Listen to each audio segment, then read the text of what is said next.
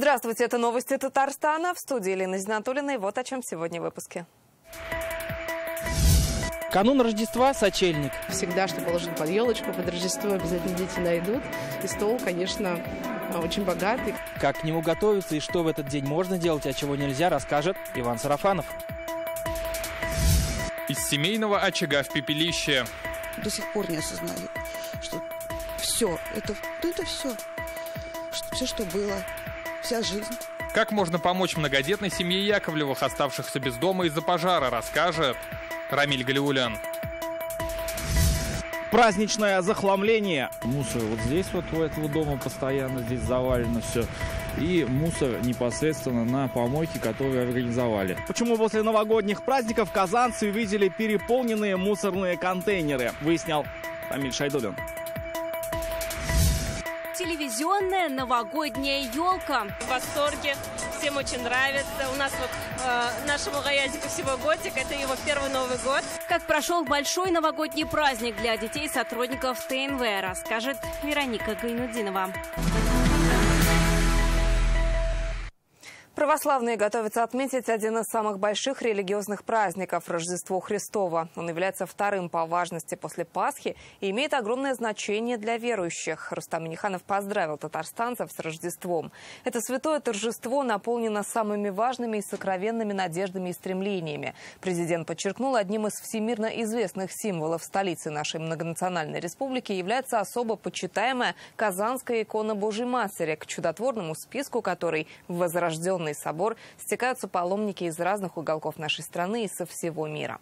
В столь непростое время особенно важно сохранить накопленные за многие века совместной истории духовные богатства, единство дел и помыслов, добрососедство и взаимопонимание, веру в лучшее будущее, говорится в поздравлении президента. Особое звучание все это приобретает в год национальных культур и традиций.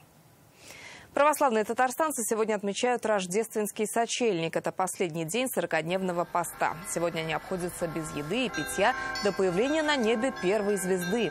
Во всех храмах республики с 8 утра идут праздничные богослужения. В соборе Казанской иконы Божьей Матери утреннюю литургию провел митрополит Казанский и Татарстанский Кирилл.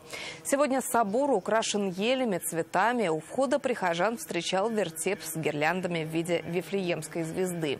С самого утра люди шли в храм с семьями. Было много и туристов, которые приехали в Казань на новогодние праздники. Извести хлеб от земли и вино веселит сердце человека, умастите лице и время хлеб сердце человека укрепит. Сегодня такой тихий праздник ожидания, и мы все ждем Христа Блаженца, рождения Его, Спасителя мира. То есть родители приучили, и вот каждое Рождество всегда в храме.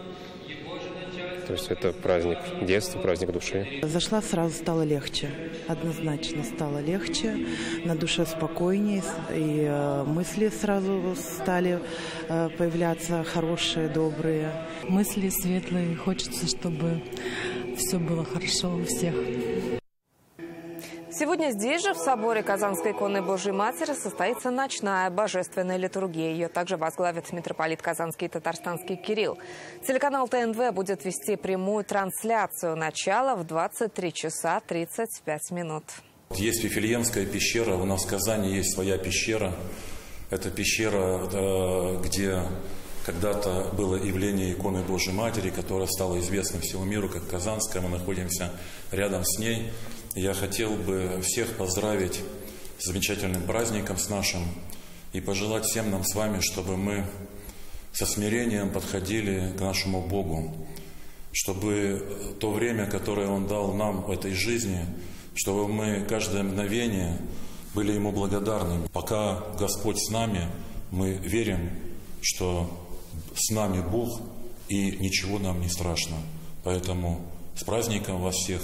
Божьей помощи, крепости духа и сил, всех благ душевных, телесных и всего самого-самого доброго в этой жизни. Жители и гости столицы после торжественных богослужений, посвященных Рождеству Христову, смогут уехать с остановки «Центральный стадион». В Казани будет организована специальная работа автобусов и троллейбусов. 1:30 ночи пассажиров будут ожидать второй троллейбус и автобусы 5 маршрутов. Напомним, до 8 января общественный транспорт работает по графику выходного дня с половины 6 утра до 11:30 ночи. Метро открыто с 6 утра и до полуночи. В сочельник принято делать дома уборку, посещать церковь, исповедаться и совершать причастие. Как отмечают рождественский сочельник и как готовят храмы к празднику, расскажет Иван Сарафанов. Для меня это на самом деле всегда какое-то волшебное время веры в чудо. Марина Казакова, флорист, в канун Рождества сама предложила украсить Успенский Зелантов монастырь. Белые цветы, серебристые шары и еловые ветки символизируют жизнь и чистоту помыслов. Праздник Рождества Христова – это особо светлое время, и хочется именно в это время, не знаю, создавать, творить какие-то чудеса. Я умею создавать букеты, поэтому вот сегодня я хочу сделать подарок Дому Божьему и сделать оформление на праздник Рождества Христова. Верующие в сочельник исповедуются и причащаются, чтобы праздник встретить с открытым сердцем. Сегодня особенный день ведь, как сегодня не прийти?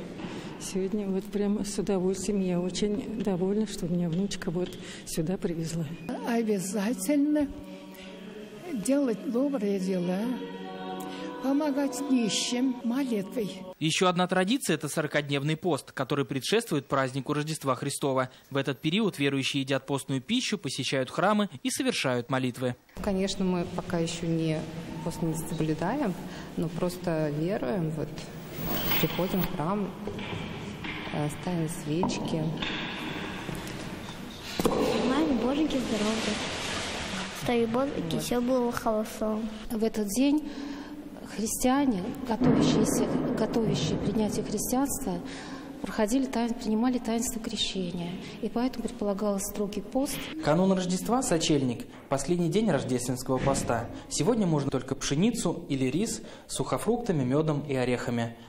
После ночной литургии монашество и прихожане монастыря соберутся в трапезной, где будет уже накрыт праздничный стол. Вот и в семье Пипковых из Зеленодольска вовсю готовятся к Рождеству. Уже разучили новую песню, нарядили елку, а к завершению поста хотят испечь рождественские пряники. Тесто должно дойти, говорит старшая из дочерей София. Мы сначала убираемся дома, чтобы всегда чисто было. Потом готовим, там бабуля готовит всякое, там, Павел готовит плов там. А еду мы стараемся готовить все вместе. То есть нам очень удобно. Салаты все сядем, нарежем. То это все быстро происходит. Дочка у меня старается печь пряники. Сегодня службы проходят во всех храмах республики. В Тихвинскую церковь в Казани поставить свечку и помолиться приезжают даже из других городов. К Рождеству мы готовимся особенно, обязательно детям подарки.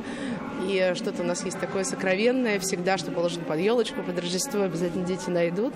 И стол, конечно, очень богатый, к нам приходят гости, и мы все вместе собираемся и все празднуем.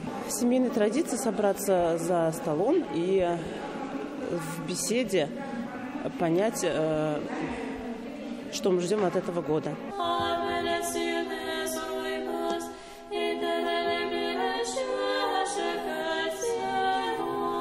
В сложном трехголосии звучат церковные молитвы. Прихожане зажигают свечи, чтобы разделить любовь и радость с окружающими и совершать добрые дела. Иван Сарафанов, Алия Хайрудинова, Лейсан Саитова, Адель Миндубаев, ТНВ, Татарстан. Татарстанцев в эти выходные ждут настоящие рождественские морозы. Этой ночью температура понизится до минус 34, днем до минус 27.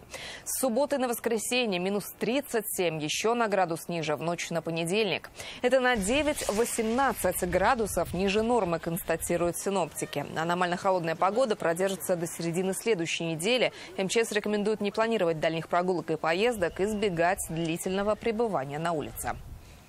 Сегодня в Казани, несмотря на сильный мороз, прошло традиционное моржевание. Точкой протяжения стало озеро Комсомольское в Дербышках. Здесь для любителей зимнего закаливания подготовили купель, баню-бочку, а для гостей эстафеты, фотозону и горячий чай. За теми, кому даже такой холод нипочем, наблюдала Лилия Ибнеева.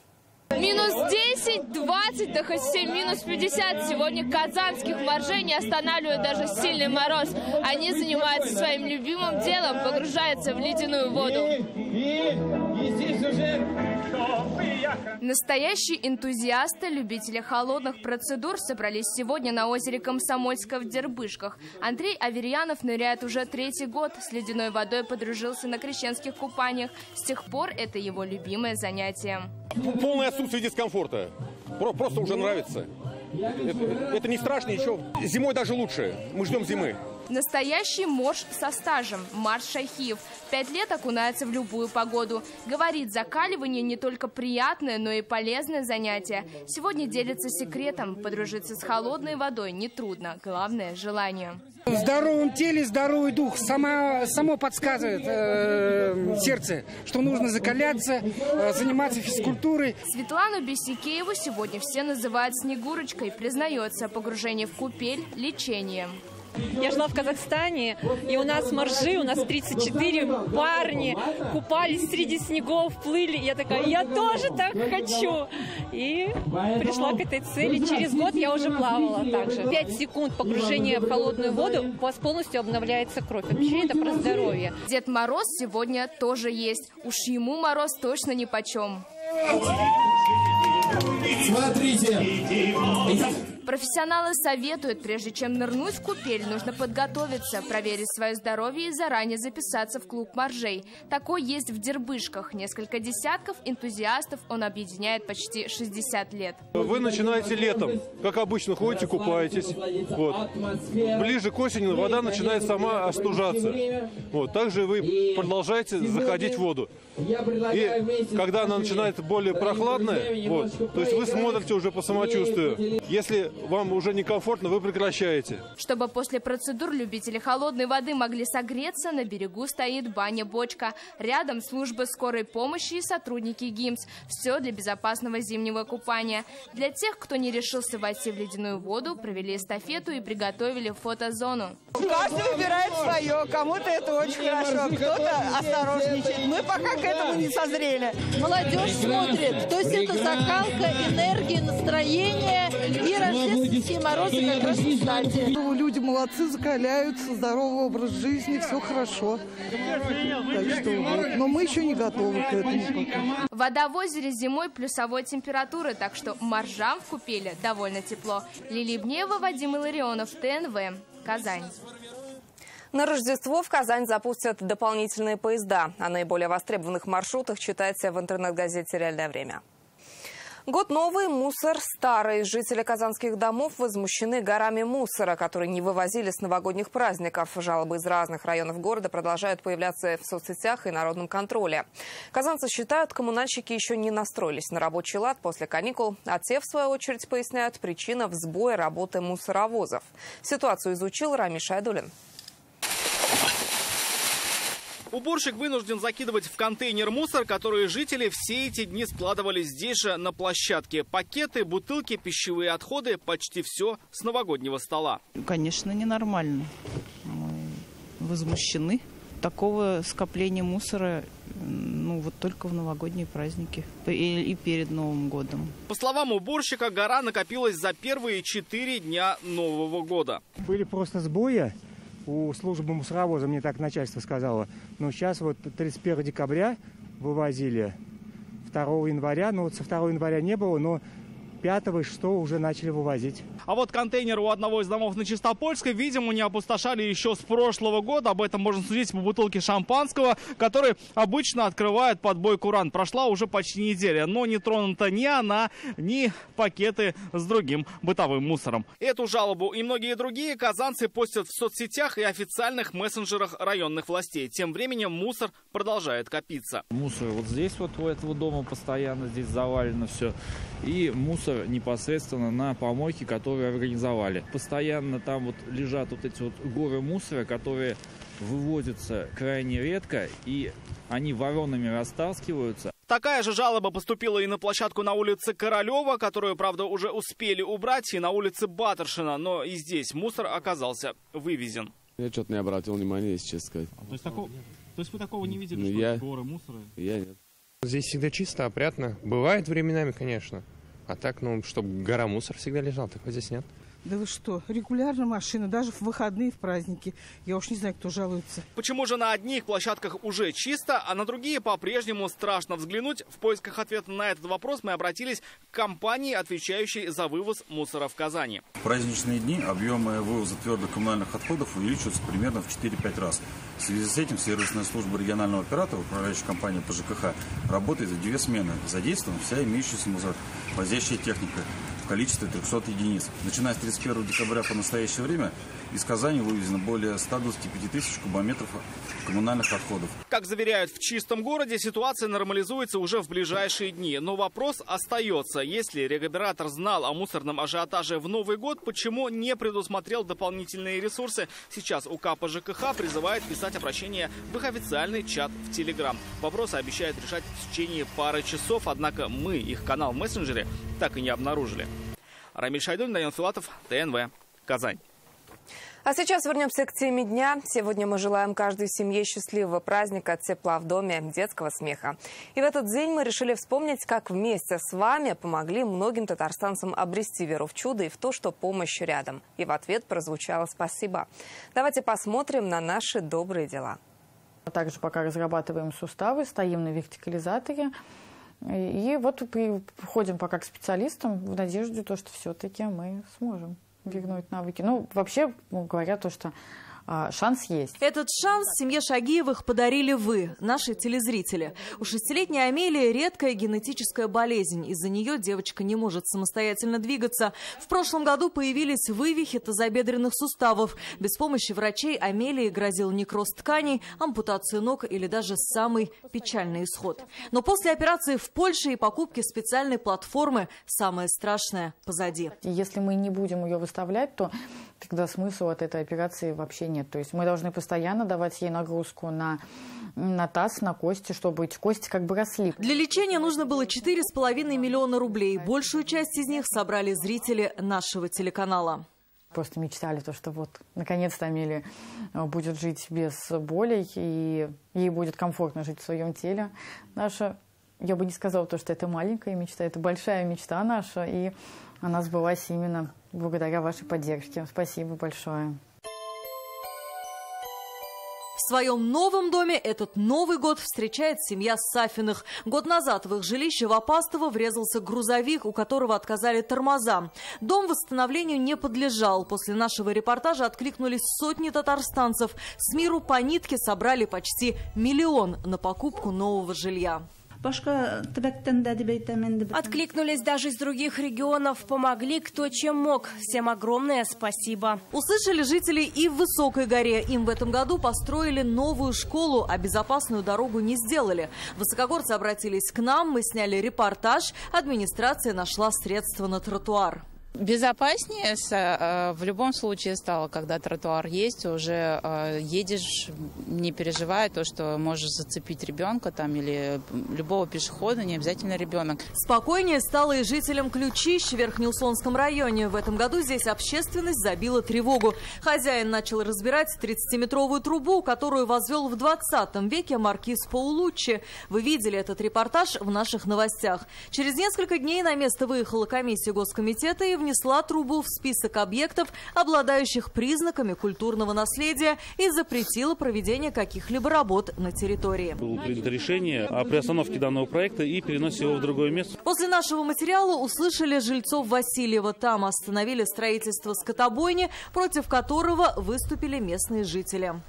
Это только часть истории жителей республики, которым удалось помочь. Алия Хайрудинова, Рамиль Галиуллин, Чулпан Касимова, Владимир Гурьянов, Данил Филатов, ТНВ, Татарстан. Без дома, с 5 детьми и без вещей. В такой ситуации оказалась многодетная семья Яковлевых из Зеленодольского района. 1 января их дом в Васильево уничтожил огонь. Здания и другие постройки выгорели дотла вместе с документами. Сейчас семья ютится у родственников и нуждается буквально во всем, от одежды до любой посильной материальной помощи. Мы можем помочь им вместе. В репортаже Рамиля Галиуллина будут реквизиты. Давайте возьмем ручку, чтобы записать данные. Здесь было все. после Нового года. Дети даже с игрушками еще не успели наиграться, с новогодними подарками. Ариадна Яковлева едва сдерживает слезы. Игрушки, документы, мебель, стены. Сгорело все. За один день семейный очаг стал пепелищем. Детская кухня. Ничего не осталось. Сначала было 16 квадратов. Потом вот немножко тут пристроили, там пристроили.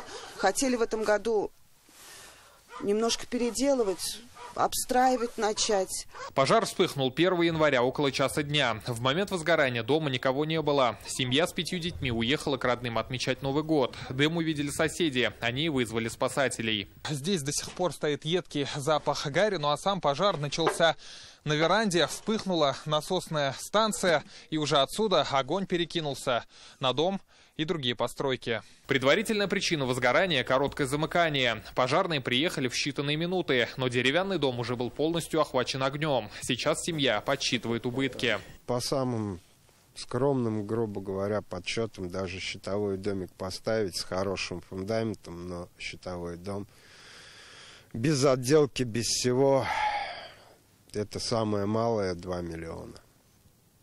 Самое главное, жив-здоровый. Здоровье есть, построим.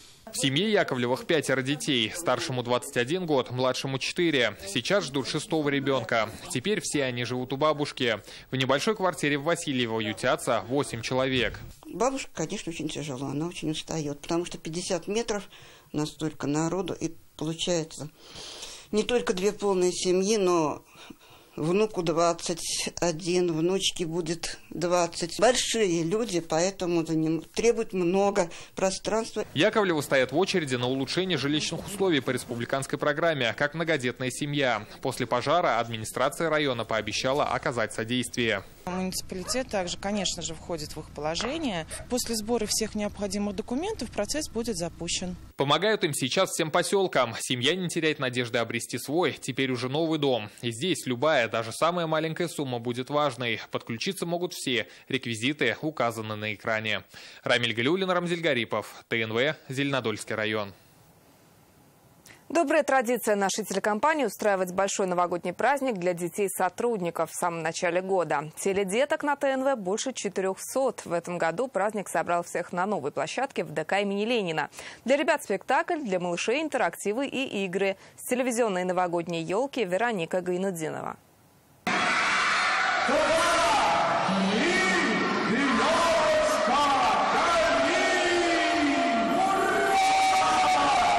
Дед Мороз вместе со своими маленькими помощниками одним взмахом зажигает новогоднюю красавицу. Для праздника выбрали большой зал ДК Ленина, потому как больше стало детей. Кто-то на елке в первый раз. Дети в восторге, всем очень нравится. У нас вот нашему Гаязику всего годик, это его первый Новый год здесь, и он в восторге. Ему нравится, он даже вот дар речи потерял. Пришли с внучкой, с Фатымой. На Новый год, это у нее первый Новый год, елка, скажем, второй же Новый. Вот. Ей все интересно, все красочно, все блестит, все для детей сделано. Дети сотрудники ТНВ очень любят приходить к мамам и папам на работу, так как работа у нас очень интересная. Но так как утренники и детей стало все больше и больше и больше, мы вот в этом году встречаемся в ДК Ленина. Здесь большой зал. Деток на ТНВ больше 400. Это половина нашей телекомпании. На празднике 200 ребят и малышей. Для всех новогоднее представление «Тайна волшебной книги». Спектакль о том, как важно загадывать правильные и добрые желания. Кролик! Что? Он не шутит! Беги!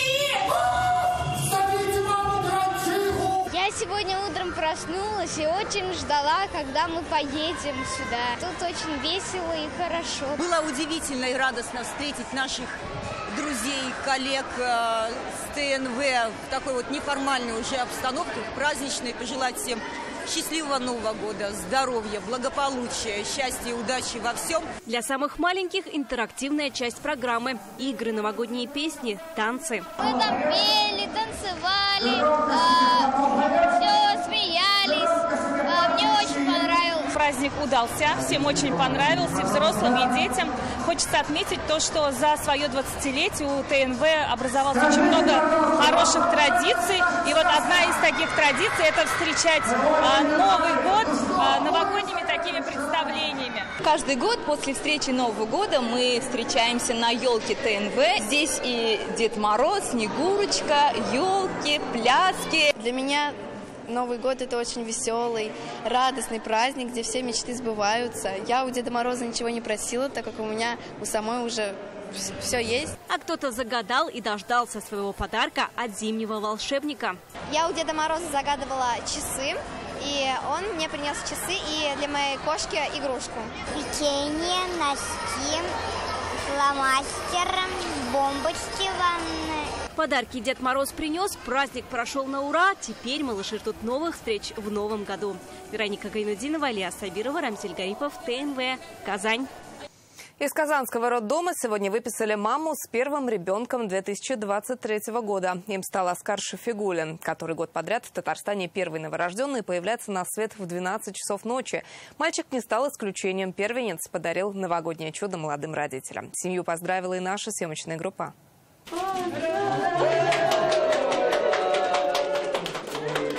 Первого ребенка года встречают всей большой семьей. Врачи рассчитывали принимать роды у Гульназ Шафигуллиной уже после праздников, но у ее малыша были другие планы. Мальчик так торопился, что появился в первую минуту Нового года. Это первый ребенок молодой семьи. Срок ставили на 12 января, поэтому наш сын – это наш сюрприз. То есть праздновать уже начали? Праздновать уже начали, имеется в виду Новый год. Сидели за праздничным столом, да, и вот постучался наш сыночек в дверь. Да, год назад у нас я сделал предложение супруге, и в новогоднюю ночь пожелал, чтобы мы следующий Новый год встречали втроем. И действительно, вот каштанчик наш. Малыш родился весом 2 800. Имя выбрали всей семьей. Оскар значит защитник и опора. В семействе Шафигуллиных-Залаковых это уже 5-й внук и 2-й, которого выписали из роддома уже в новом году. Мы были на выпуске другого внука, и вот нам такое чудо, новогоднее чудо. Внук 2-й, оба мальчики, очень счастливы все с появлением Оскара на свет. Но неожиданно, спасибо, огромное спасибо дочери. Внуков у нас уже три мальчика. Пусть будет счастливо, здорово, самое главное. Всем желаю счастья, новогодние праздники.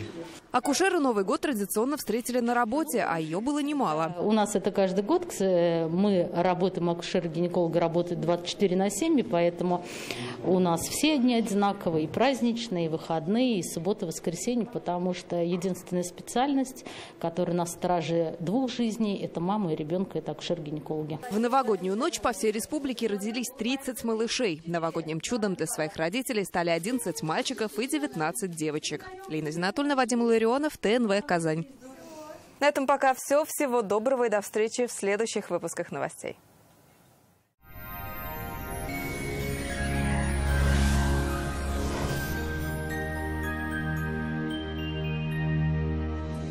Время новостей о погоде на нашем канале. В студии Гульназ Гизатуллина. Здравствуйте. По данным сервиса Яндекс.Погода, в субботний день в Бугульме, Бавлах, Азнакаево прояснится, а морозы усилятся. Ночью и днем ожидается около 25 градусов мороза. Небольшой снег. Очень холодно и в набережных Челнах, Нижнекамске и Лабуге. Ночью около 26 градусов мороза, а днем около 24 градусов ниже 0. Небольшой снег. В Агрызе, Менделеевске, Актаныше малооблачно, также ожидается снег. Ночью и днем около 25 градусов мороза. В Арске, Кукмаре, Балтаси прояснится. Осадки не ожидаются. Ночью 27 градусов мороза. Днем до 24 градусов со знаком минус. В Болгаре, Дрожжином, Буинске без осадков. Ночью до 28 градусов мороза. А днем около 24 градусов ниже 0. Морозы крепчают в Альметьевске, Чистополе и Мамадыше. Небольшой снег. Ночью 26 градусов мороза, днем около 24 градусов ниже 0. В воскресенье морозы приблизятся к 39-градусной отметке. Не исключены небольшие осадки. В Казани малооблачно, в ночное время около 28 градусов мороза. Днем температура понизится до минус 24 градусов. Ветер юго-восточный умеренный. Атмосферное давление 759 миллиметров ртутного столба. Влажность воздуха 78%. Магнитное поле Земли спокойное. На дорогах местами гололедица. Поздравляем всех православных с наступающим великим праздником Рождества Христова. Тепла и добра вашим семьям. Берегите себя.